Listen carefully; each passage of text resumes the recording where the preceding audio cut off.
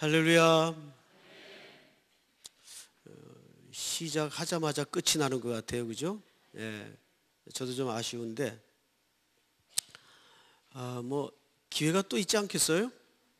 예, 서 목사님이 한 번만 오라 그러겠어요?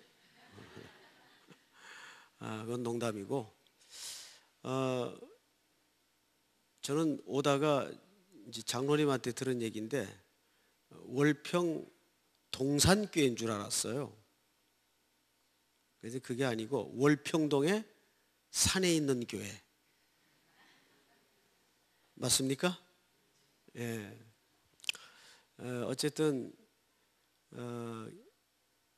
요즘 같은 세상에 이렇게 자연 속에 둘러앉은 교회도 거의 없을 것 같아요. 여러분들은 아주 그런 면에서 복을 받은 분인데, 이런 아름다운 예배당에서 드려지는 예배도 항상 주 앞에 아벨의 제사와 같은 예배자가 될 수 있기를 바랍니다. 인생은 딱 하나예요. 예배자로 성공하느냐 안 하느냐의 싸움입니다.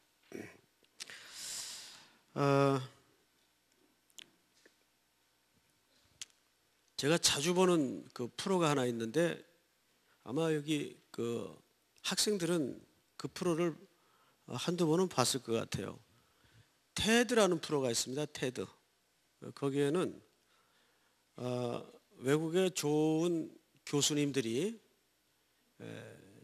강의를 올려놓습니다.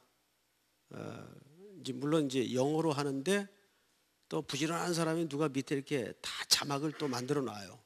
그래서 영어를 이렇게 썩 완전하게 듣지 못하더라도 그 밑에 자막이 나와서 대충 그 내용을 이해할 수가 있도록 그렇게 해놨습니다. 그 테드라는 프로를 아주 자주 보는데, 미국의 그 듀크 대학이라는 좋은 대학이 있습니다. 들어보셨나요? 예. 한국 사람들은 이제 하버드하고 예일밖에 모르죠. 듀크 대학도 항상 탑 10 안에 들어가는 대학입니다. 굉장히 좋은 대학이에요. 그 대학에 댄 엘리얼이라는 교수가 있습니다. 이분은 17살 때 학교에서 실험을 하다가 폭발 사고를 만나가지고 엄청나게 중상을 입어요. 화상을 전부 입습니다. 전신 60% 화상을 입어요. 거의 죽을 뻔했죠. 근데 어떻게 이제 목숨을 건지고 그 화상을 치료하기 위해서 꼼짝없이 젊은이가 병원에 2년 반 동안을 누워 있는 겁니다. 2년 반 동안을. 이 강의를 이제 그분이 직접 하시는 내용을 제가 들었습니다. 2년 반 동안을 누워 있으니까 얼마나 젊은이가 답답했겠어요. 근데 여러분, 화상 치료 한번 그 환자들 보세요. 끔찍합니다. 이 관건은, 여기도 의사분들이 계시겠지만, 일단 이 환부에 염증이 생기면 큰일 나요. 그래서 그거를 아침 저녁으로 간호사들이 들어와서 매일 꺼지를 갈아대는 거예요. 염증이 생기면 안 되니까. 이 젊은이가 워낙 중상을 입어놓으니까 2년 반 동안 꼼짝 않고 누워서 그거를 겪는 겁니다. 딱히 치료가 없어요. 그러다가 이분이 관찰을 하게 돼요. 두 종류의 간호사가 있더랍니다. 한 종류의 간호사는 들어와서 꺼지를 갈아대는데, 환자가 아플까봐 환부를 쳐다보지도 못하고 꺼지를 천천히 떼는 거예요.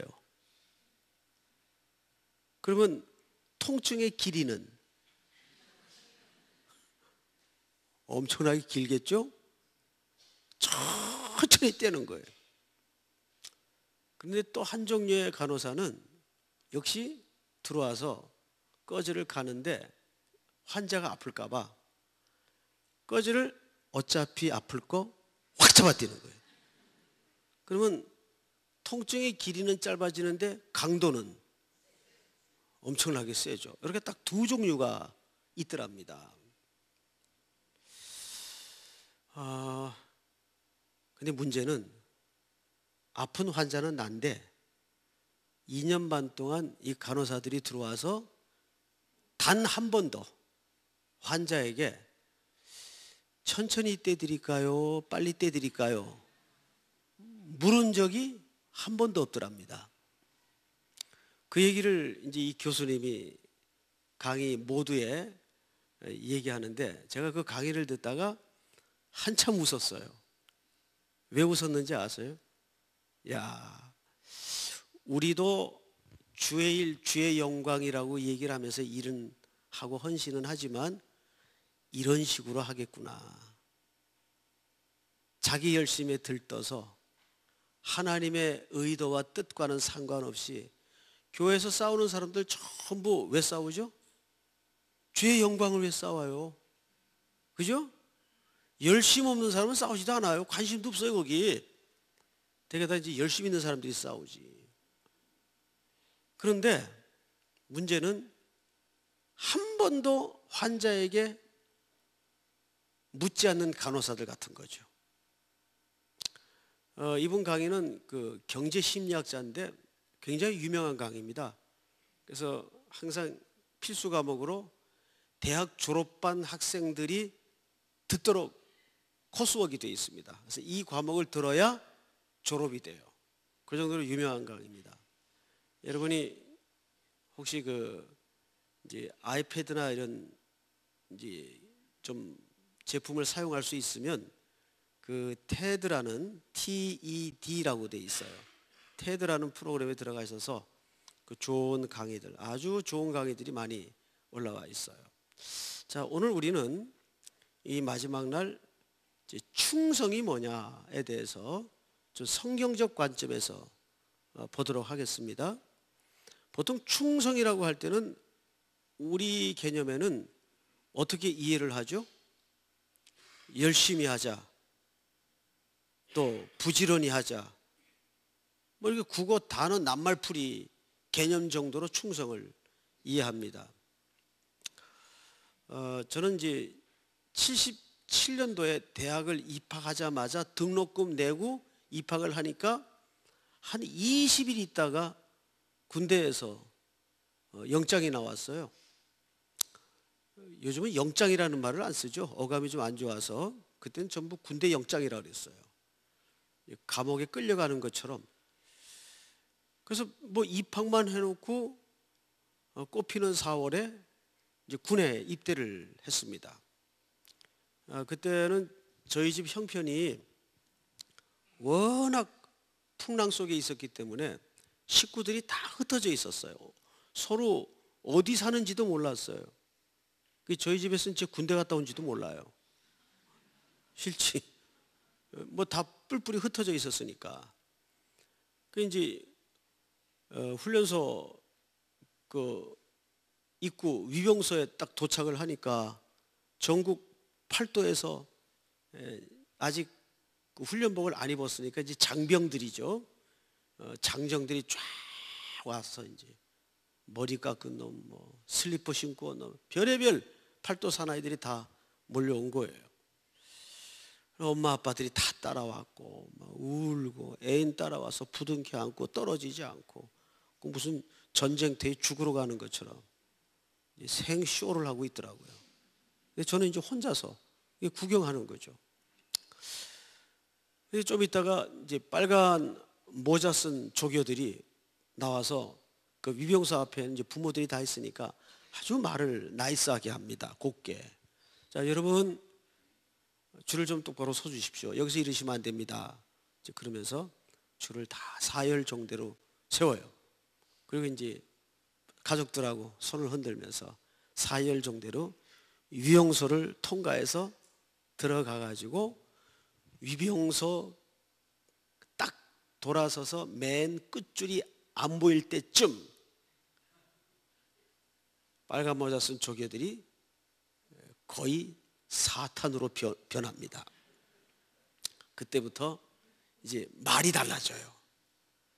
똑바로 안 하나, 조금까지 반말 안 했던 사람들이, 그리고 이제 연병장에 쭉 장병들을 깔아놓고 거의 뛰어다녀요.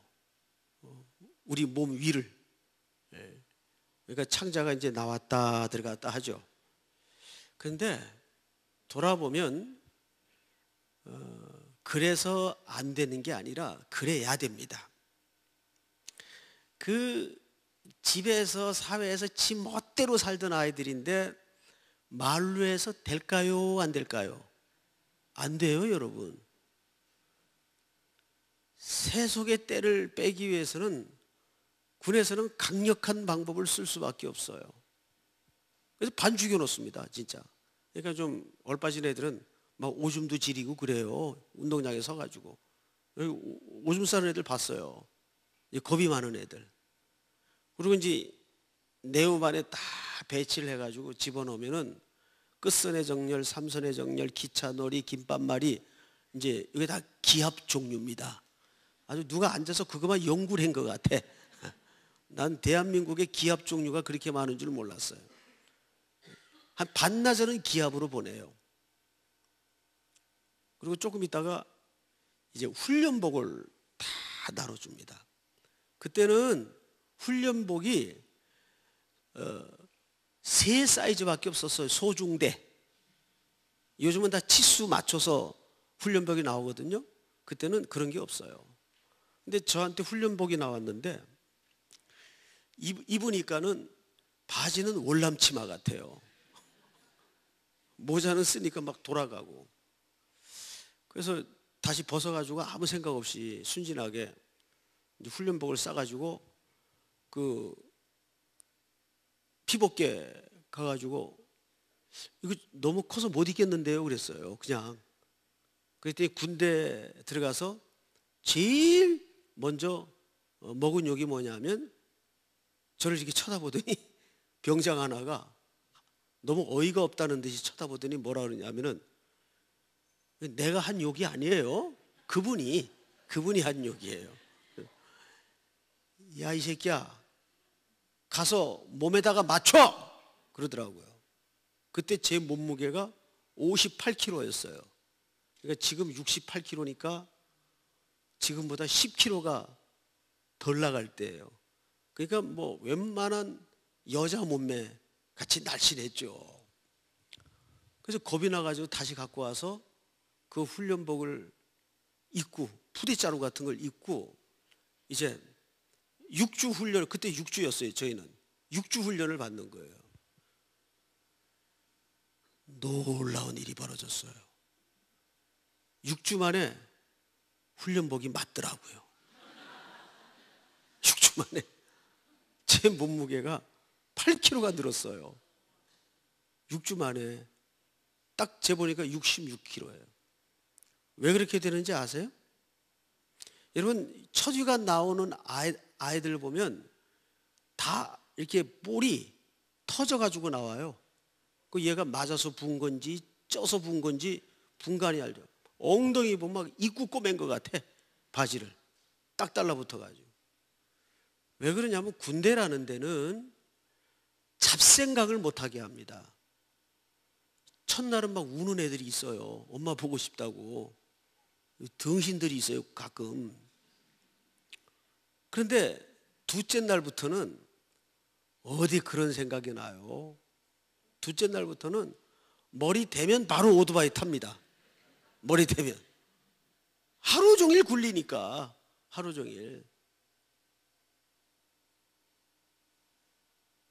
뭐 소화가 안 돼서 밥을 안 먹어요? 새도 씹어 먹는걸요. 너 왜 밥 안 먹어? 좀 소화가 안 되는데요. 입맛이 없는데요. 안 통해요. 먹어. 뭐 쑤셔 넣어야 돼요. 그리고 또 뛰는 거예요. 자, 군대라는 데는 같은 것을 반복하는 곳입니다. 그게 뭔지 아세요? 근데 사람이 제일 힘들어하는 게 뭔지 아세요? 같은 걸 반복하는 걸 가장 힘들어해요. 그걸 보통 우리 용어로 뭐라 그러죠? 훈련이라 그래요. 자, 이게 남자분들 한번 대답해 보세요. 자기 군대 가가지고 내용이 이해가 안 돼서 못 받은 훈련이 있나요? 그런 훈련 있어요? 여기 우리 선생님, 그런 훈련 없죠? 내용이 힘들어서 이해가 안 돼가지고 못 받은 훈련은 없어요. 근데 훈련이 왜 힘들죠? 똑같은 걸 반복하는 게 힘든 거예요. 그게 훈련이기 때문에 그래요. 여러분, 신앙생활이 뭐예요? 똑같은 걸 반복하는 거예요. 가만히 돌아보세요. 근데 그걸 인간이 제일 못한다고요. 하나님께서 말씀을 너희 마음에 어떻게 하라 그랬어요? 새기라 그랬어요. 그 새기라는 말이 무슨 뜻인지 아십니까? 그게 말씀이 질이 들도록 먹이고 또 먹이고 한 말 또 하고. 성경은 또 하나의 별명이 있는데, 성경의 별명은 하나님의 잔소리책입니다. 성경 보세요. 한 말 또 하고 한 말 또 하죠. 여러분, 서은철 목사님이 주일날마다, 부임하신 지 1년 다 돼가실 텐데, 주일날마다 한 번도 듣지 못했던 신비로운 얘기만 매주 합니까? 여러분들이 다 속는 거예요. 사실은 같은 얘기를 오늘은 이렇게 양념을 쳐서 하시고, 다음 주는 이렇게 양념을 쳐서 하시고, 결국 같은 얘기를 반복하는 거예요. 그 같은 얘기의 골자가 뭐예요? 기도하십시오, 사랑하십시오, 성경을 읽으십시오, 예배에 실패하지 마십시오. 이 범주를 벗어나는 주제가 있던가요? 전부 결국은 이거예요. 이거를 평생 듣는 거예요. 왜? 인간은 자꾸 잊으니까. 자꾸 잊어요. 그래서 가슴에 색이라는 말은 질이 들도록 하라, 그 말이. 질이 들도록. 그래도 안 되는 게 인간이니까. 사람은 10번 넘어져서 일어나면서 깨닫는 게 뭔지 아세요? 나는 또 11번 넘어질 수밖에 없는 존재구나라는 걸 깨달을 뿐입니다. 우리는 여지가 없는 죄인이에요. 그거를 신앙생활을 해가면서 더 신실하게 절실히 경험하는 거죠. 나는 정말 십자가의 공로가, 은혜가 없이는 1분도 숨을 쉴 수 없는 존재구나. 자, 이제 오늘 고린도전서 4장 이야기를 좀 하겠어요. 4장쯤에 갑자기 생뚱맞게 충성이라는 주제가 등장을 해요. 이 충성이 뭘까요? 우선 이 주제를 생각하기 전에 저와 여러분들 이 백그라운드를 좀 공부를 좀 하겠습니다. 고린도 교회는 누가 개척을 했나요? 사도 바울이죠? 네, 사도 바울이 개척을 했어요. 오늘 뭐 기분 나쁜 일 있으세요? 왜? 네? 대답들이. 자, 사도 바울이 개척했죠? 근데 혹시 사도 바울이 어쩌다가 고린도 교회를 개척했는지 아십니까? 사도 바울이 어쩌다가. 잘 들으세요. 원래 사도 바울은 아덴이라는 도시에서 복음을 전하고 있었어요. 근데 이상하게 이 아덴이라는 도시에서는 혼자 있게 됐습니다. 이제 곧 친구들하고 동료 성도들이 헌금을 가지고 오기로 약속이 돼 있어요. 이게 지금 혼자 있어요. 근데 고세를 못 참아서 좀 올 때까지 기다리면 좋았을 텐데, 이 양반이 이 월평동은 어떤 도시인가 나가서 이제 구경을 하면서 미리 이제 정탐을 한 거예요. 그러다가 그 아덴의 도시 옆에 마르샤 언덕이라고 있는데, 그 언덕에 어마어마한 신전이 세워지고, 그 신전을 향해서 사람들이 하나님께 돌려야 될 영광을 자기들이 만들어 놓은 수공물에다 대고 경배를 하고 온갖 음탕한 짓을 하는 광경을 사도 바울이 목격을 하게 됩니다. 여기서 사고를 치죠. 그걸 견딜 수가 없어서 사도 바울이 거기다 대고 복음의 포문을 열고 결국 사고를 칩니다. 그래서 아덴의 관리들에게 붙잡혀요. 너 조용히 있을래? 계속 이러다가 쫓겨서 나갈래? 말 듣나요? 계속 복음 전하다가 결국 오기로 돼 있던 친구들과 성도들을 만나지도 못하고 쫓겨갑니다.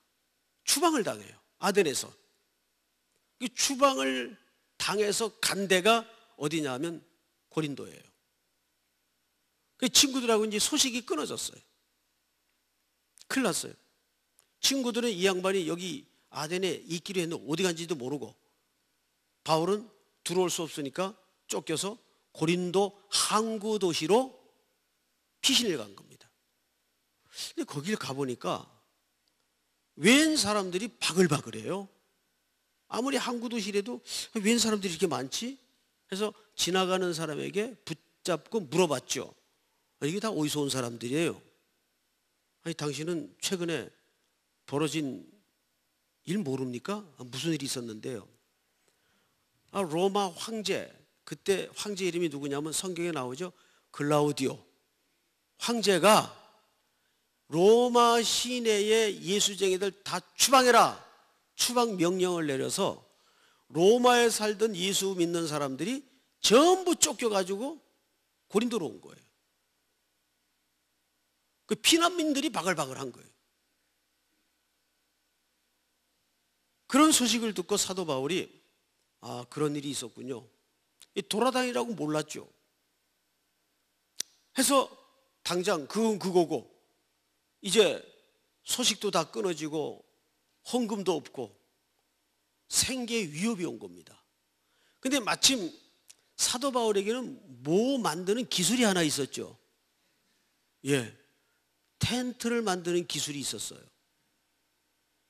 그러면 자연히 어느 가게를 기웃거리면서 다녔을까요? 생계를 위해서 텐트 만드는 가게를 기웃거리면서 다닐 수밖에 없었던 거죠. 그런데 고린도에 그런 피난민들이 버글버글 하다 보니까 제일 많이 필요한 게 또 뭐였겠어요? 텐트예요.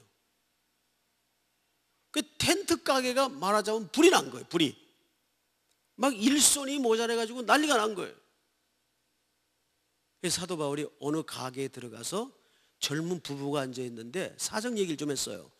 나는 여차저차한 사람인데 아덴에서 복음 전하다가 쫓겨서 여기까지 왔는데 당장 생계가 좀 어렵습니다. 난 월급 같은 거 필요 없고 그저 먹여주고 재워만 주면 되니까, 보아하니 일손이 무척 바쁜 것 같은데 마침 제가 텐트 만드는 기술이 있습니다. 좀 도와드리면서 기거할 수 있겠습니까? 그랬네요. 그랬더니 이 젊은 부부가 갑자기 얼굴이 밝아지면서 아이고 할렐루야, 하나님이 보내셨군요. 안 그래도 우리가 일손이 모자랐는데 이렇게 제 발로 도와줄 분이 찾아오다니 감사합니다. 그러고 말고요, 우리 집에 들어오시죠. 이렇게 된 거예요. 혹시 그 부부 이름 누군지 아세요? 바로 브리스길라와 아굴라입니다. 이분들이 로마에서 추방당해 쫓겨온 사람들이에요. 예수 믿는 이유로. 자, 그럼 보세요. 이제 이 집에서 바울이 기거하면서 텐트를 만들어주고 같이 생업을 합니다. 그러면 남는 시간에 뭐 했겠어요? 바울이 고스톱 쳤을까요? 남는 시간에 사도 바울이 이 브리스길라와 아굴라 부부가 신앙이 신실한데 말씀의 기초가 약하다는 사실을 알았어요. 깊은 하나님의 말씀을 풀어서 이 요즘 말로 하면 제자 훈련을 시킨 겁니다. 이 소문이 아름아름 주변에 퍼지기 시작했어요. 야, 그 브리스길라와 아굴라 집에 웬 나이 많은 종업원 하나가 들어왔는데 이 성경을 가리키는데 이게 장난이 아니래. 저 월평동에 서은철 도사 같대. 뭐 이렇게 소문이 난 거예요. 그래? 그럼 우리도 한번 가보자. 이렇게 해서 사람들이 모여들었어요. 이게 자연히 뭐가 됐을까요? 교회가 된 거예요. 그래서 고린도 교회의 시작은 브리스길라와 아굴라의 집에서 시작이 됩니다. 그러면 참 기가 막힌 게, 브리스길라와 아굴라도 로마에서 예수 믿는 이후로 쫓겨왔어요. 사도 바울도 아덴에서 예수 믿다가 쫓겨서 고린도로 왔어요. 그런데 이 세 사람이 공통점이 뭐예요? 쫓겨온 사람들이에요.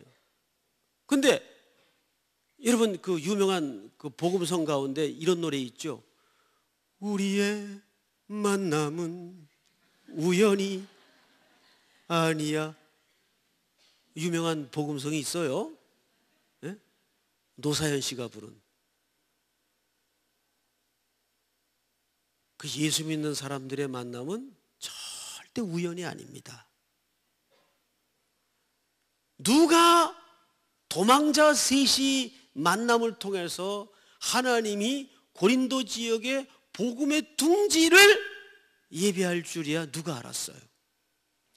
그런데 참 신묘막측한 것이 뭐냐면, 신앙생활을 하다 보면, 우리 여긴 그래도 이제 청년들이 아니고 인생을 어느 정도 경험한 분들이 앉아 계시니까 이 말 이해하실 거예요. 살아보니까 내가 선택하고 결정해서 걸어온 길이 많아요. 이게 뭐지? 등 떠밀려 와보니까 그게 하나님의 뜻이었어요. 전자예요, 후자예요? 후자죠. 인생을 살면 살수록 훨씬 내가 선택할 수 있는 게 많지 않다는 걸 우리는 느껴요. 처음에는 나를 왜 대전에다 보내셨지?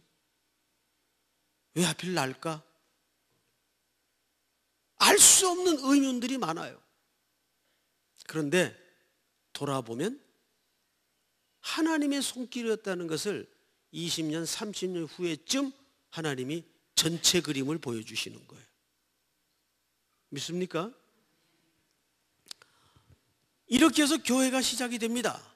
근데 그때는 교회 형편이 어땠는가 하면, 복음 전할 때는 많고 복음 전할 사람은 부족할 때예요. 여기 한 1년 반, 2년 가까이 복음을 전하다가, 복음을 가르치다가 사도 바울이 에베소 지역으로 이제 떠나게 됩니다. 복음을 그쪽에도 전하기 위해서. 그리고 이제 이 교회를 고린도 교회 장로님들한테 맡기고 떠납니다. 한참 복음을 또 열심히 전하고 있는데 있다가 소식 하나가 날라들어요. 저 선생님, 혹시 고린도 교회 소식 들으셨어요? 왜요?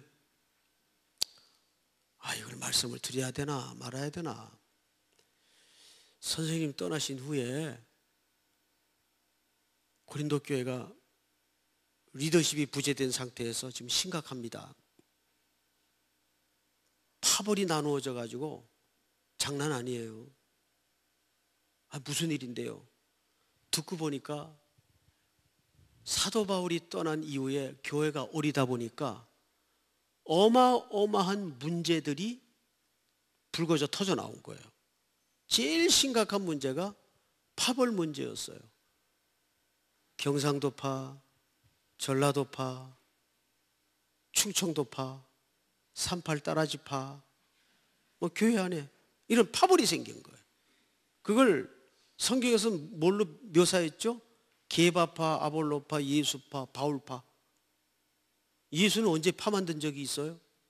근데 자기네들끼리 사람이 중심이 돼서 넌 누구 계열이야?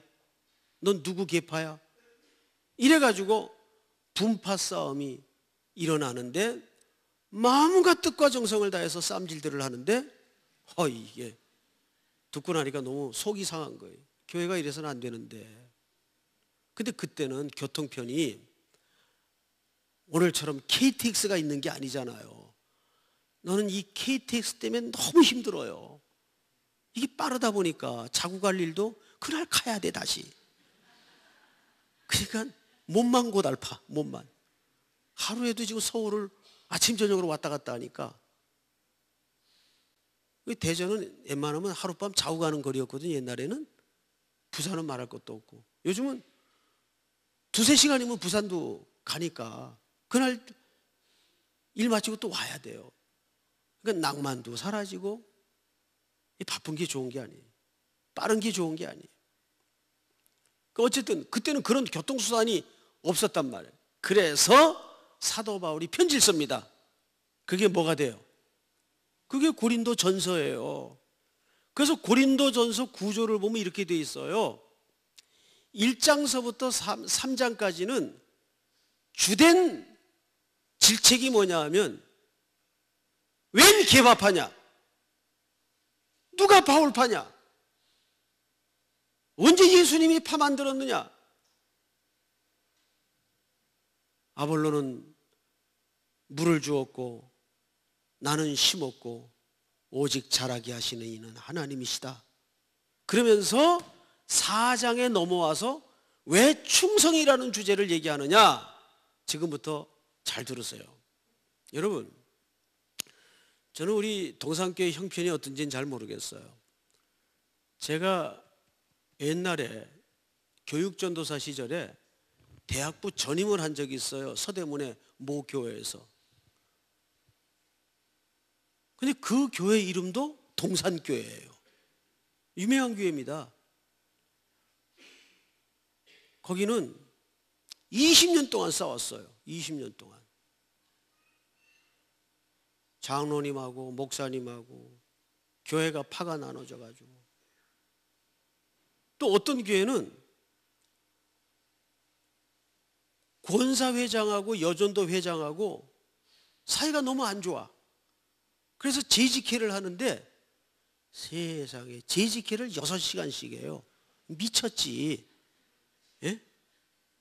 밥도 안 먹고 화장실도 안 마련 모양이에요. 근데 뭐 갖고 싸우냐 하면 연말이었는데 성탄 헌금을 이제 어디에다 사용할 건가? 얼마나 목적은 좋아요. 그래서 이제 재직회장인 담임 목사님이 의제를 낸 거예요. 이번 성탄 헌금은 어디다 사용할까요? 그러니까 이제 권사회 회장님이 회장! 이번 성탄 헌금은 양로원에 갔다가 봉사를 하십시다. 그러면 한국 사람들은 참 이상한 게 무엇을 말했느냐가 중요한데 누가 말했느냐가 중요해. 그래야 안 그래요? 예? 그러니까 이제 여전도 회장님이 어쨌든 기분이 안 좋아. 이 의제를 자기의 각을 이루는 권사 회장님이 발의를 했기 때문에 가만히 있나요? 회장! 우린 반대예요. 고아원에다 갖다 줍시다. 그러니까 딴지 걸려가지고 기분 좋을 사람이 어디 있어요? 그러니까 또 이제 권사 회장님이 탁 째려보면서 말을 잘못했어요. 저 인간은 오늘따라 대가리를 왜 저렇게 뽑고 와가지고 사사건건 시비야 이렇게 됐어요. 응? 그러니까 이쪽에서 또 가만히 있나요? 네가 나 머리 뽑는데 보태줬냐? 아이고 주여. 그래가지고 원래 의제인 구제라는 선한 목적은 삼배바지 방구새도 사라져버리고 대가리 볶은 것만 남아가지고 세상에 그걸 밥도 안 먹고 6시간씩. 예? 여러분 인간이 충분히 그렇게 밀어내집니다. 거기에는 배우가 안 배운 것도 없어요. 똑같아져요. 똑같아져요. 웃기지도 않아요. 저는 한 번은 저 도봉동 산자락 밑에 어느 조그만 교회에서 교육전사로 있을 때인데 그 교회도 사태가 심각한 교회예요. 목사님이 설교를 하러 올라가는데 유도 선수 출신 장로님이 교인들 보는 앞에서 목사님을 이렇게 업어치기로 넘기는 걸 봤어요. 이야, 참. 여긴 그런 분 안 계시죠? 업어치기 하는 분. 야, 나 그거 충격받고 그날로 사표냈어요. 진짜 그날로 사표냈어요. 아, 여긴 내가 있을 때가 안 된다. 여러분, 교회가 별의별 교회가 다 있어요. 저는 이상하게 또 가는 데마다 험악한 세월을 보냈어요. 충현교회 또 부목사로 있을 때는 또 사고가 터져가지고 담임 목사님이 아주 핵심 한 2,000명을 데리고 나가서 또 살림을 따로 차리시고 그런 일을 저는 겪었어요. 그런데 이렇게 그런 교회를 보면서 공통점이 있더라고요.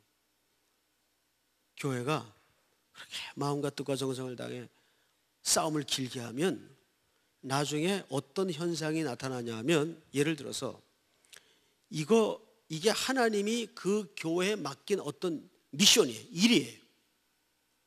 그런데 이렇게 싸움이 길어지면 피로 현상이 나타납니다. 영적으로. 그래서 슬슬 고린도 교회 안에도 지금 그런 피로 현상이 나타나기 시작했어요. 어떻게? 에이, 나 안 해. 김 집사 너 다 해먹어. 나 안 해. 너는 얼마나 잘하나 내 눈에 흙 들어가기 전에 내가 두고 보겠다. 그리고 하나님이 그 교회, 그 성도에게 맡긴 미션을 놔버립니다. 안 해. 너 다 해. 이건 누가 노리는 거예요? 그렇죠. 사탄은요, 간단히 보지 마세요. 사탄이 제일 잘 쓰는 전략이 교회를 분열시켜서 하나님의 일을 놔버리게 만듭니다. 그리고 사탄은 콧노래 부르죠. 작전대로 돼가는구나. 여기에 한국 교회들이 꽝꽝꽝 다 넘어져요. 이게 사탄의 전략인지도 모르고. 이렇게 싸움이 길어지고 분열이 길어지다 보면 반드시 피로 현상이 나타나서 하나님이 그 교회, 그 성도에게 맡긴 미션을 놔버려요. 안 해. 너 다 해. 김권사 너 다 해. 이렇게 되는 거예요. 그러면 속으로 사탄은 쾌재를 부르죠. 그래서 사도 바울이 4장쯤에 사람이 마땅히 우리를 그리스도의 일꾼이 하나님의 비밀을 맡은 자로 여길지어다. 맡은 자들에게 구할 것은 뭐라?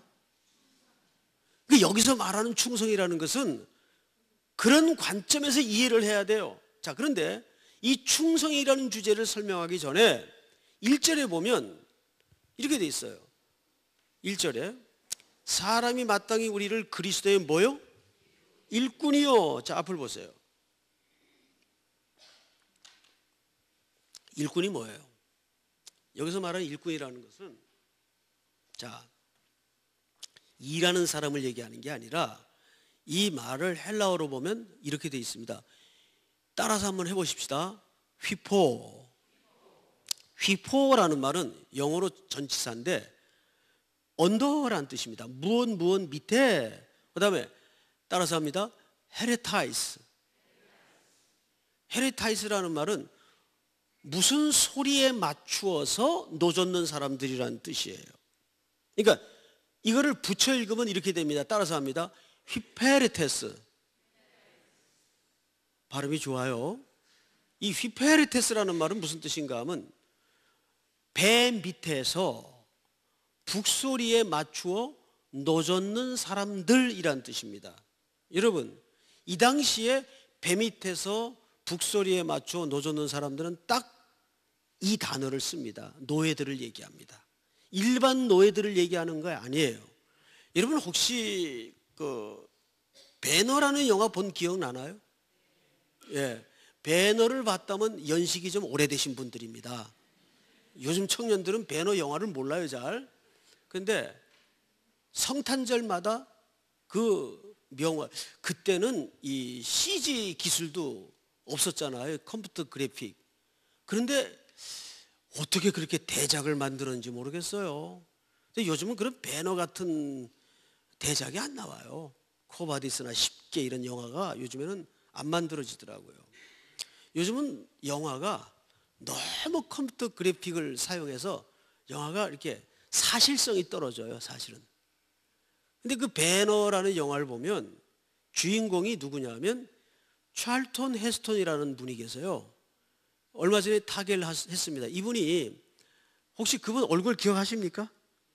예, 진짜 사내 자식이 한 번 태어나서 생겨 먹으려면 그 정도는 생겨야 돼요. 우리처럼 이렇게 오종종하게 생기질 않고 이게 조각칼로 깎아놓은 것 같아요. 특별히 옆모습 보면 이게 약간 매부리 코에다가 눈이 우묵하게 들어갔는데 진짜 멋있어요. 특별히 서부 영화에도 많이 나오고 그랬는데 저는 아주 이분한테 반해가지고 연기도 잘하죠. 이분 나오는 영화는 거의 다 봤어요. 근데 잊을 수 없는 게 그 배너예요.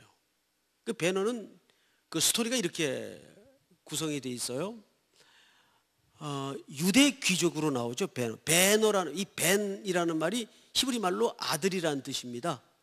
그리고 허는 HUR이라는 영어 표기를 해요. 그 말은 무슨 뜻인가 하면 성경에 아론과 훌 할 때 그 훌입니다. 그러니까 벤허라는 말은 무슨 뜻인가 하면 훌의 자손, 훌의 아들 그 뜻입니다.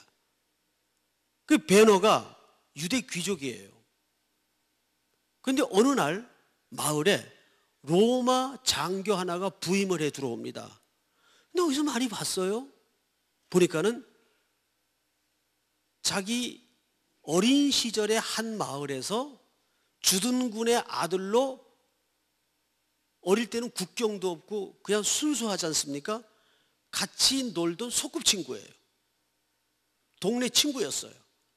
그랬던 친구가 귀국을 했다가 이제는 어엿한 사나이가 되어서 아버지 뒤를 이어 로마의 장교가 되어서 식민지 국가 유대 땅에 자기 친구가 사는 그 고을에 주둔군으로 부임을 해 들어온 겁니다. 성인이 되어서 조국을 배경으로 서로 만나니까 매우 미묘한 긴장이 둘 사이에는 흐릅니다. 그러다가 앞불사 사고가 터지죠. 살인 미수 죄로 그만 이 로마 장교가 이 친구 베너를 감옥에다 집어넣어요. 꼼짝없이 누명을 씌우고 감옥에 갇힙니다. 친구인 베너는. 근데 마침 그때 로마가 지중해 바다 한복판에서 다른 나라와 대전이 벌어져요. 해전이 벌어져요. 그럼 그때 그 배를 움직일 수 있는 동력이 전부 노예들이 하게 돼 있어요. 감옥에 갇혀져 있던 노예들을 전부 풀어서 배 밑에다 집어넣습니다. 그리고 이제 바다에 배를 띄워요. 노예들이 이렇게 쭉, 여러분들 지금 죄송하지만 앉아있는 그 대열로 양쪽에 노예들이 벌거벗긴 채 최소한의 꽃만 가리우고 손발에 착고를 채우고 손에 뭐가 들려져 있죠? 노가 들려져 있어요. 그 노는 뚫어진 배 구멍 밖으로 나가 있고, 그리고 앉아서 이제 노를 젓습니다. 그리고 이 가운데는 요거보다 조금 더 좁은 복도가 있고 제가 서 있는 위치쯤에 사람 하나가 거꾸로 앉아 있어요. 이 사람 뭐 하는 사람이죠? 그렇죠. 정확히 기억하시네요. 북치는 사람이에요. 그럼 이 북소리에 맞추어서 노예들이 뭐 하죠? 노를 저어요. 자, 근데 잘 보세요. 이 북치는 사람도 조금 높은 계급의 노예인데 이렇게 마주 앉아서 북을 치는데 그 북을 니나노 하면서 자기 마음대로 칩니까? 아니죠. 영화를 잘 보시면 갑판 위에서 호민관 하나가 계속 해전의 상황을 눈으로 보면서 배 밑으로 쏟아내려 줍니다. 야야야, 빨리 천천히 우현 좌연. 그러면 그 소리에 맞추어서 북을 치면 노예들은 열심히 거기에 따라서 노를 저어요. 바로 여기 일꾼이라는 개념은 이 상황에서 만들어진 생성된 단어입니다. 북소리에 맞추어서 노젓는 사람들이란 뜻이에요. 자, 그런데 영화에는 없지만 만약에 저 맨 뒤에 노예 하나가 갑자기 노를 젓다가 손을 번쩍 들더니, 영화에는 없어요. 이제 가상으로 제가 여러분들이 이해를 돕기 위해서 말씀을 드리는 거예요. 손을 들더니 이렇게 질문을 한다고 합시다. 저 아저씨, 질문 있습니다. 그런데 이 배가 어디로 뭐하러 나가는 겁니까? 라고 그 노예가 질문을 했다면, 여러분 상식선에서 그 노예는 어떻게 될 것 같습니까? 옆에 분하고 한번 의논 좀 해보세요. 예?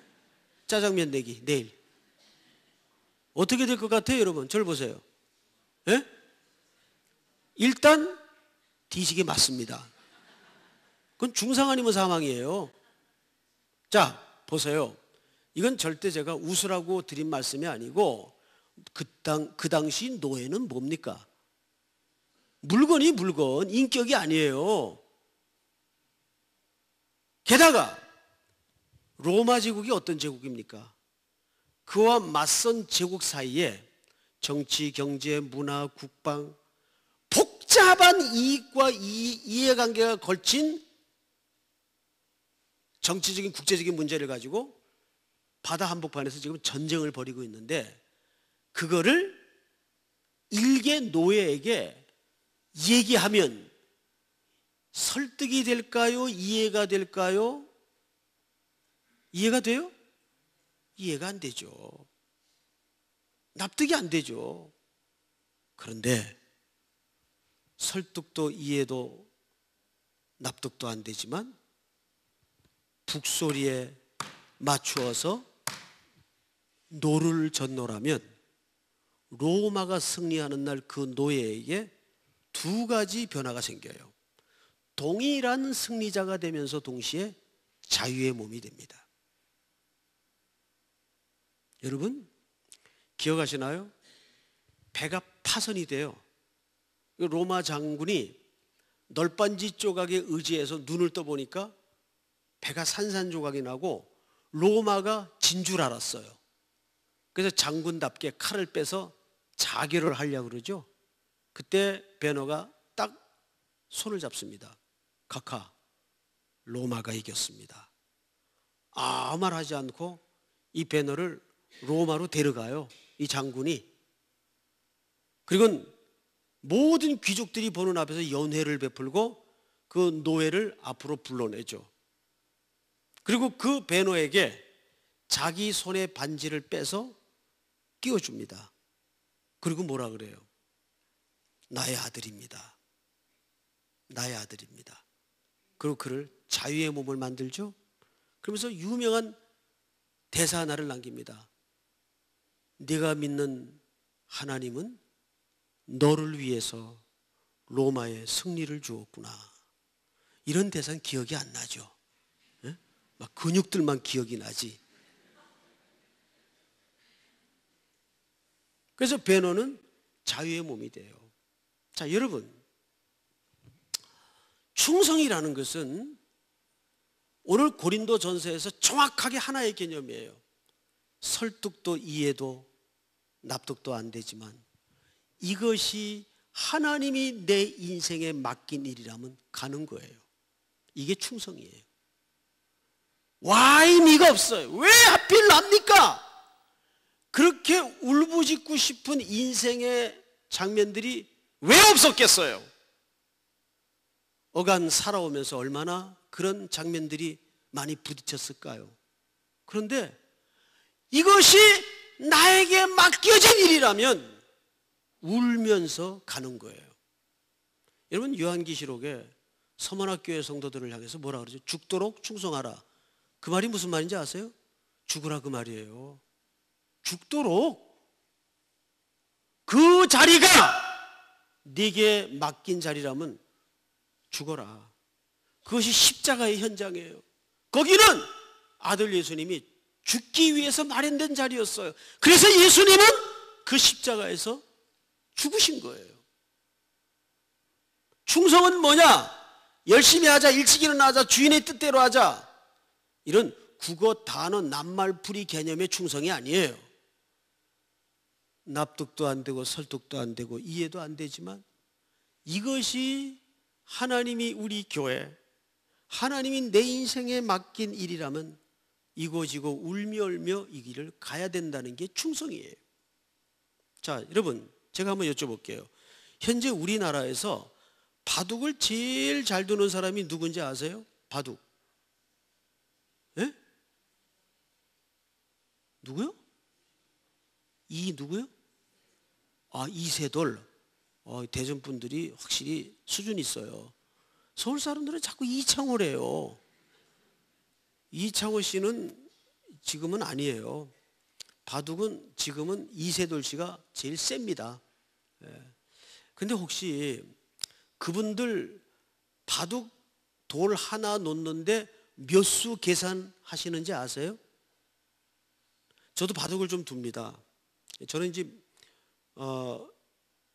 우리 둘째가 이제 아들인데 이놈하고 얘가 중학교 때 우리나라에서 제일 무서운 애들이 중학교 아이들이죠. 중학교 아이들은 무섭습니다. 중학교 때 가끔 집에 어쩌다 일찍 들어가면 아빠 저하고 바둑 좀 두시죠 그래요. 겁나가지고 그래 갖고 와. 그래서 이제 바둑을 둡니다. 그러면 이제 저도 18급이고 얘도 18급이에요. 바둑을 모르는 분들을 위해서 18급은 어떻게 두냐 하면 상대방이 돌을 두면 바로 옆에 따라 붙어가지고 아다리 쳐서 빼먹는 수준. 요게 18급이에요. 요게. 그거 외에는 몰라요 잘. 그런데 우리 같은 18급짜리들이 조치훈, 이창호, 이세돌 이런 입신의 경지에 이른 분들 바둑 두는 거 보면 이해가 갈까요 올까요? 가지도 오지도 않습니다. 왜 바둑을 졌다 이리 두나? 그분들 바둑 어떻게 두죠? 여기 하나 뒀다가 또 여기 하나 뒀다가 그리고 상대방이 둔 돌 근처에 따라가지도 않아. 우리처럼. 그런데 그 정도 되면 바둑 돌 하나를 놓는데 몇 수를 보냐 하면 50수를 봐요. 상상이 되세요?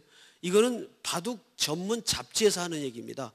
전문가들이 하는 얘기예요. 50수를 헤아려요. 상상이 돼요?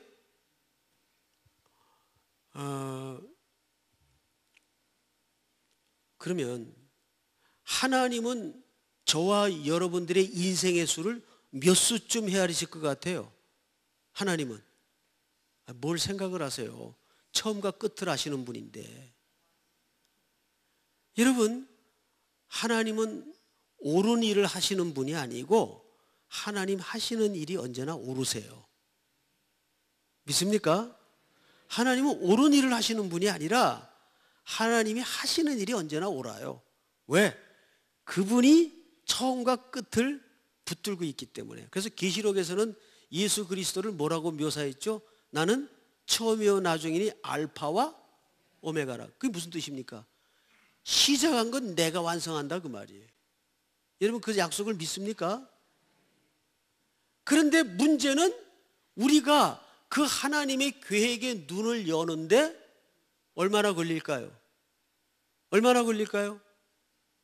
뭘 생각하세요? 자꾸 생각하라 그러니까 생각만 하시는데 평생 걸려요.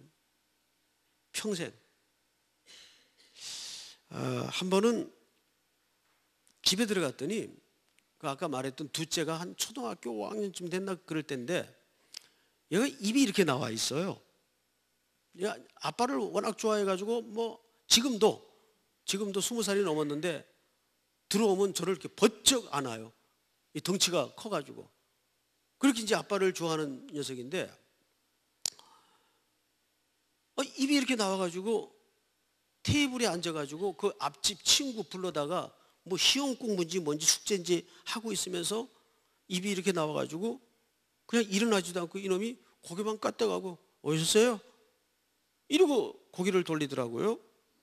그래서 좀 낌새가 이상하다 하고 이제 방에 들어가서 옷을 벗어가지고 안에 주면서 여보, 저 은택이 주둥이가 왜 이렇게 나왔어?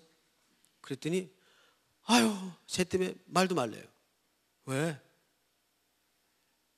지금 시험이 며칠 안 남았는데 야구 글러브 사달라고 생떼를 하루 종일 쓴대요. 안 사주니까 입이 이렇게 나온 거예요. 그러니까 나는 이제 생각 없이 아이고 저 애들 다 갖고 있는데 글러브 하나 사주지 왜 그래. 그랬더니 집사람이 짜증을 내면서 그러니까 애들이 날 보고 사탄이라고 그러고 당신을 좋아하지. 여보 내일 모레 시험인데 지금 글러브 사주면 걔가 시험 공부하겠냐고. 사줘도 나중에 사줘야지 그러더라고요. 그 부부는 무조건 편을 드는 게 부부거든요. 알았어 당신 말이 맞지.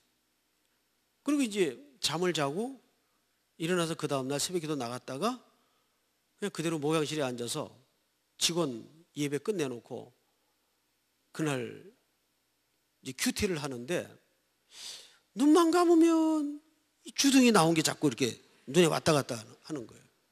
그게 안 되겠다 싶어가지고 집사람한테 이제 전화를 했어요. 당신 오늘 뭐 점심 약속 있어? 없대요. 그래 뭐 잘 됐네. 나와 내가 당신 좋아하는 냉면 사줄게. 정말? 이 사람은 남편이 점심 오랜만에 사준다면 그냥 냉큼 나오지 뭘 정말 그래. 나와 이쁘게 차려입고. 그게 진짜 나왔어요. 여보 우리 오랜만에 점심 둘이 먹는데 제대로 먹자. 오장동 가자. 서울에는 냉면이 오장동이 최고예요. 오장동 아세요? 오장동 냉면. 이제 집사람 차를 몰고 오장동까지 갔어요. 그 오장동이 어디냐면 서울 옛날에 그 서울운동장, 그 동대문 운동장이라 그 근처예요. 근데 일부러 글로 간 거예요. 거기 운동기구 파는 게 지천에 깔렸어요. 거기. 그래서 비빔냉면에 회냉면에 맛있게 사리까지 얹어가지고 냉면을 워낙 좋아하니까 이제 사모님을 대접해 드리고 이제 그 옆에 카페에 옮겨가지고 헤이즐넛 커피에 분위기도 내고 이제 입을 열었죠. 역시 사람은 한번 따라서 하십시다. 코밑이 열려야 마음이 열린다. 그 교회에서는 자꾸 이렇게 만나면 먹어야 돼요. 예수님도 많은 사람들하고 주로 뭐 하셨죠? 식탁 교제를 하신 이유가 사실은 그 이유입니다. 굉장히 중요한 거예요. 그래서 이제 배도 부르겠다. 커피로 분위기도 잡혔겠다. 여보, 당신 어차피 은택이 글러브 사줄 거지. 사줘도 시험 끝나면 사준대요. 그럼 이렇게 하자. 당신 개 데리고 복 잡았는데 언제 여기 나오겠어? 그러니까 오늘 사가지고 당신 차 트렁크에 넣고 시험 끝나면 주면 될 걸 아냐. 여기 싹 넘어갔어요. 그럴까? 그러더라고요. 그러자고. 그 이제 집사람을 데리고 그 서울운동장 옆에 운동기구 파는 가게 들어갔어요. 들어갔더니 그 주인 사장님이라는 사람이 그 카운터에 앉아 있는데 정말 얼굴을 보니까 아주 장사하기 싫어가지고 돌아가시게 생겼어. 표정이. 이건 들어갔는데 인사도 안 하고 그래 이제 뭐 그런가 보다 하고 여기 저기 초등학생용 글러브 하나 주세요. 그랬더니 아예 턱으로 저 구석에 있대요. 그래서 가가지고 보니까 장사가 얼마나 안 되는지 먼지가 뽀얘. 이게 가게 정리도 안 해놨어요. 그래서 거기서 막 털어가지고 이제 들고 와서 카운터에 주면서 이거 저기 계산해 주세요. 그때 나를 이렇게 보더니 제가 이제 걔가 좀 늦둥이니까 아드님 거예요? 그렇다고. 저 선생님 그 나도 아들을 키워보지만 이 아들놈이라는 게 참 묘한 존재더라고요. 아들은 뭘 먹고 자라는지 아세요? 뭐 철학적인 얘기를 갑자기 꺼내요. 뭘 먹고 자라는데 그랬더니 아버지와 추억을 먹고 자랍니다. 아버지도 글러브 하나 사가지고 가시죠 그러더라고요. 근데 저는 이 추억이라는 말이 약한 게 저는 아버지가 8살 때 돌아가셨어요. 그래서 그 아버지는 이제 군인이셨거든요. 푸른 군복 입었던 그 몇 컷의 기억밖에는 없어요. 그래서 지금도 아버지 생각하면 그 군복 입고 계시던 모습, 그게 참 짠하게 늘 기억 한 켠에 남아 있어요. 그런데 이 사람이 뜬금없이 장사하기 싫은 표정으로 앉아 있다가 갖고 오니까 아들놈이라는 것은 아버지와의 추억을 먹고 자란다는 거예요. 그 선생님도 글러브 하나 사서 아들하고 이렇게 주고받고 하라는 거예요. 여러분, 어느 아버지가 글러브를 안 사겠어요? 네? 그래서 제가 그럼 내 것도 하나 주세요. 그래서 이제 제 걸 또 한 켤레 샀네요. 그랬더니 이제 이 양반이 얼굴에 싹 생기가 돌아와요. 공은 있으세요? 없지. 공 한 타서 그냥 이거 싸게 드릴 테니까 어차피 공은 있어야 될 거 아닙니까? 공 가져가시래요. 싼 값에. 공도 달라 그랬어요. 그래서 선생님, 그 야구라는 게 이제 해보시면 아시겠지만 야구는 주고받는 맛도 괜찮은데 이 치는 맛이 또 이게 이게 장난 아닙니다. 야, 이 사람이 고단수예요. 고단수예요 보니까.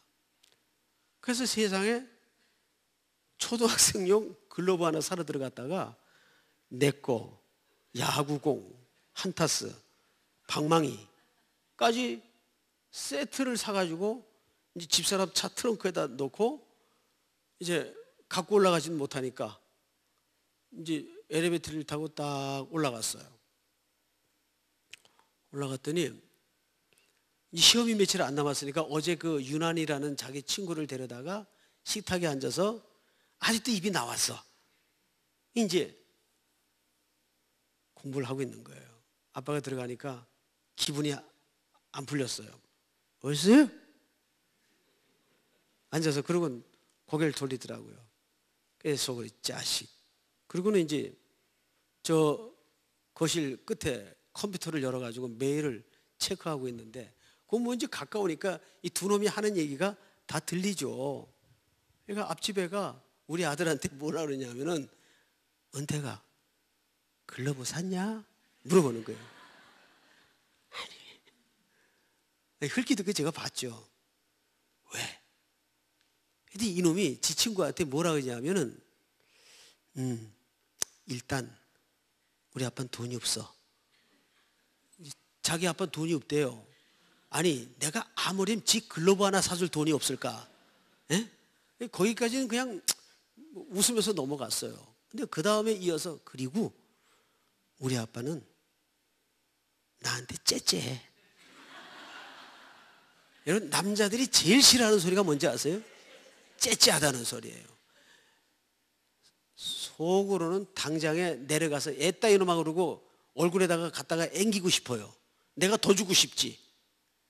그런데 그렇게 하면 애 시험은 망치는 거 아니에요. 그럼 이놈이 아빠를 아는 아이예요? 모르는 아이예요? 아는 아이예요, 걔가? 이 대전 사람들이 이상하네.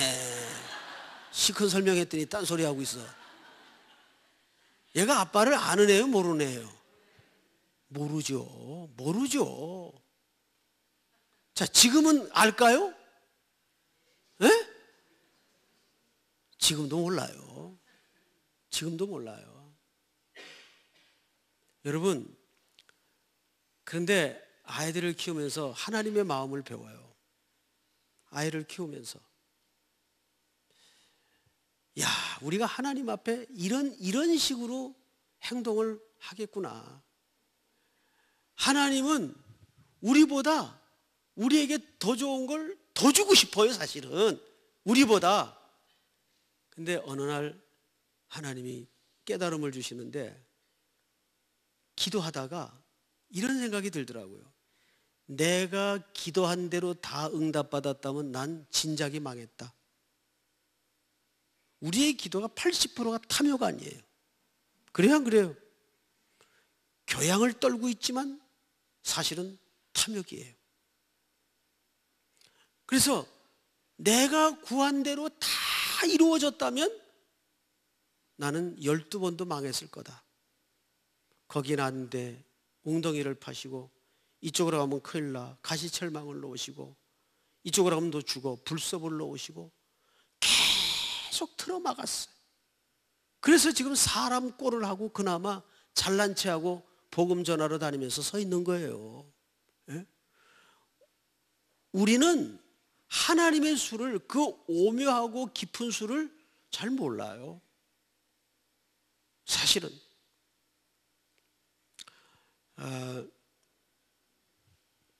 누가복음에 보면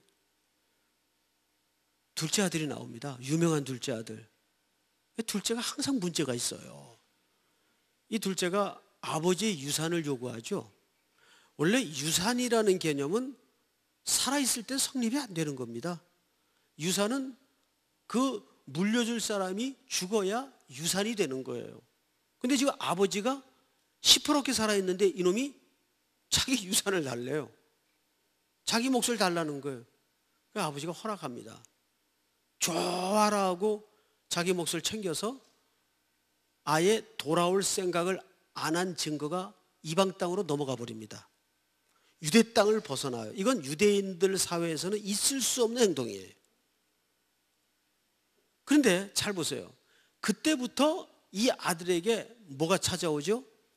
가난과 낭비와 허비와 핍절이 찾아와요. 결국 나중에는 싹 거덜납니다. 다 탕진이 돼요. 그리고 나중에는 뭐 먹는 열매를 먹고 살죠? 유대인들이 제일 혐오하는 짐승이 누굽니까? 돼지예요. 돼지를 제일 혐오해요. 그런데 그 돼지 같은 우리의 돼지 같은 삶을 살아요. 그러니까 이 사람의 비참함이 얼마나 바닥까지 갔는가를 설명하는 겁니다. 그제서야 뭘 기억합니까? 아버지의 집을 기억해요. 내 아버지 집은 품꾼도 많고 좋은 옷도 있고 먹을 것도 많은데 내가 미쳤지 여기서 지금 뭐 하고 있지? 죽을 각오를 하고 일어나 아버지의 집을 향해요. 돌아갑니다. 돌아가요. 근데 놀랍게도 이때 아버지가 문에 나와서 이 아들을 발견합니다. 아직도 거리가 먼데 아버지는 몰골이 너무도 흉하게 변해버린 아들을 알아봅니까? 못 알아봅니까? 한눈에 알아봐요. 그게 아버지예요. 이 아버지는 매일 문 밖에 나가서 이 아들을 기다린 거예요. 이제 돌아오려나 저제 돌아오려나. 그러니까 이 아버지는 돌아올 걸 알고 있었어요. 네가 지금은 내 집을 떠나면 훨훨 자유로울 것 같지만 저 가나안 농군학교에 그 교장 선생님이 있어요. 김용기 장로님 아들 김종일 장로님이라고. 그 아버지가 얼마나 엄한 분입니까? 그 어린 초등학교 시절부터 4시에 일어나서 밭 일을 해야 되고 농사 지어야 되고 기도해야 되고, 자기 꿈에도 소원은 아버지로부터의 독립이었대요. 근데 정말 그 꿈 같은 날이 어느 날 왔답니다. 중학교를 도시에 있는 중학교로 가게 되는 바람에 아버지의 품을 떠나서 하숙을 하게 됐대요. 매일 잠에서 꼬집었대요. 이게 꿈인가 생신가 너무 좋아서. 그리고 이제 아주 밥도 누워서 먹었대요. 너무 좋아가지고. 그분 말씀도 재밌게 하시더라고요. 그런데 그 아버지의 간섭이 아버지 돌아가시니까 그렇게 그립더랍니다.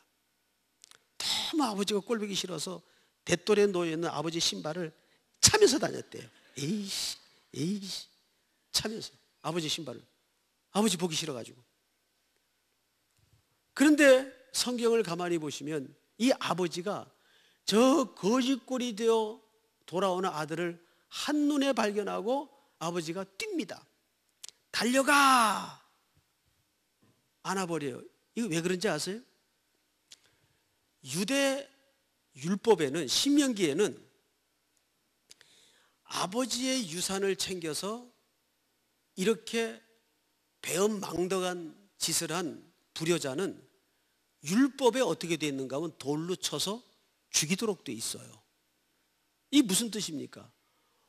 혹이라도 마을 사람들 눈에 먼저 띄어서 돌 맞아 죽을까 봐 아버지는 뛰어서 안 돼! 아무도 내 아들 손 못 대. 내가 덮었어. 내가 용서했어. 그리고는 종들에게 잔치를 준비해라. 송아지를 잡아라. 살진 송아지를 잡아라. 옷을 입혀라. 좋은 옷을 입혀라. 이 누구의 마음이에요? 아버지의 마음이에요. 인간은 죄가 뭐냐 하면 죄는 행위적인 게 죄가 아니에요. 항상 성경에서 죄의 개념은 관계 개념이에요. 아버지를 떠난 게 죄입니다. 그때부터 가난과 핍절과 고생이 시작이 되는 거예요. 그것이 인간이 닥친 가장 숙명적 과제입니다. 사랑하는 성도 여러분, 우리는 인생길을 건너라면은 정말 이해할 수 없는 수많은 길목 앞에 부딪힙니다. 납득도 이해도 설득도 안 될 때가 있어요. 그러나 그것이 하나님이 나에게 맡겨진 임무라면, 맡겨진 인생의 분복이라면 오늘도 그걸 붙들고 울며 그 길을 가는 것, 그게 뭘까요? 충성입니다. 충성. 사랑하는 성도 여러분, 주님 오시는 그날까지 우리 월평 동산교회 교우들이 이 말씀 붙들고 모두가 그리스도 안에 한 공동체가 되어서 멋진 주님의 신실한 축복의 통로가 될 수 있기를 주의 이름으로 축복합니다. 우리 십자가의 전달자 찬양 한번 같이 할까요? 자막을 좀 띄워주세요.